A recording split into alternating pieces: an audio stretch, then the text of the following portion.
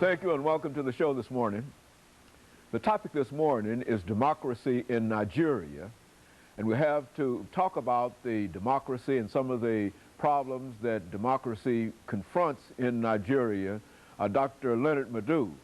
Dr. LMadu is an international lawyer, and he's the founder of an organization called Pan-African, and of course the editor of the Pan-African Journal. And of course, Dr. LMadu, let me welcome you to the show this morning. Thank you. Thank you. Well, and to tell you, Dr. LMadu, how delighted we are to have you, because you've given us so many excellent shows dealing with the continent of Africa and the relationship that that has with things going on indeed in this particular country.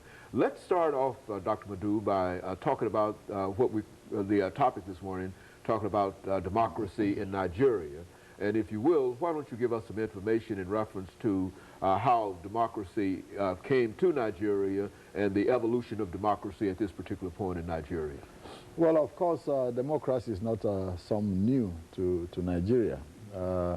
When Nigeria became independent, you know, it established a democratic system of government based on the British parliamentary system, you know, with a ceremonial president and an executive prime minister and the legislature.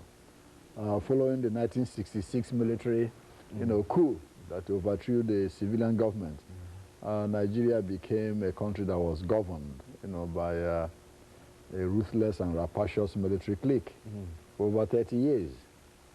They succeeded in handing over power in 1979, came back in '83 and took over again. Since then, the army remained in power till 1999, when the president political dispensation started.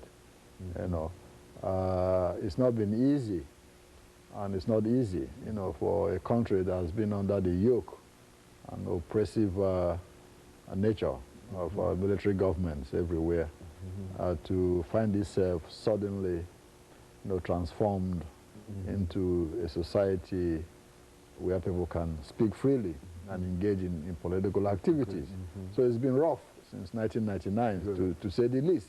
It's not been an easy experiment after so many years, of being under the thumb of a military dictatorship. Exactly, clique of military officers who accomplish nothing but loot the treasury.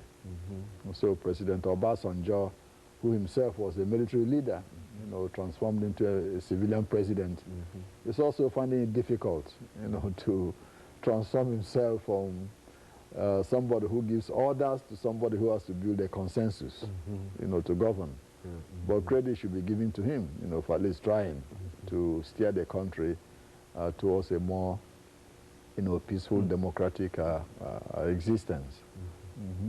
Now, some of the current problems, when we talk about democracy in Nigeria, some of the current problems really go back to the president himself. Would that not be a correct statement in terms, I think his tenure as president is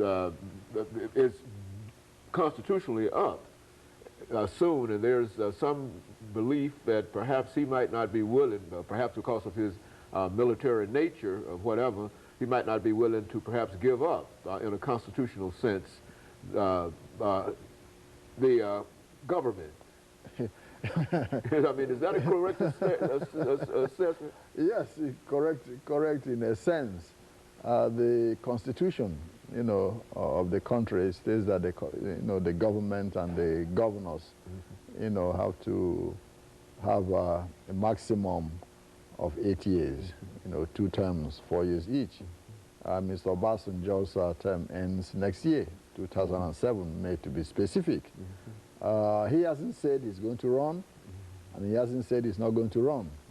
But like everywhere else, you have a lot of political opportunists and sycophants who've been running around the country trying to amend the constitution to give the president 4 more years, and some of the governors, to extend their terms to 4 more additional years.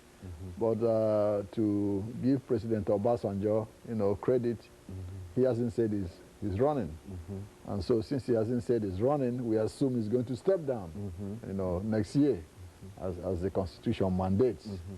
So let's wait and see, and see what happens in the next few months, you know, before we make a determination on whether he wants a third term or not.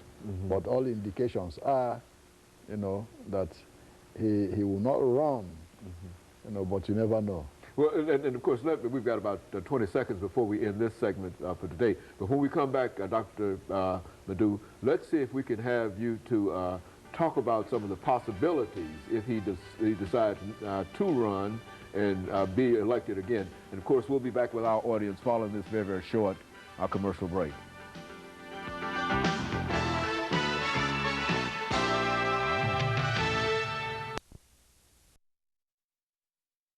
We're talking to Dr. LMadu.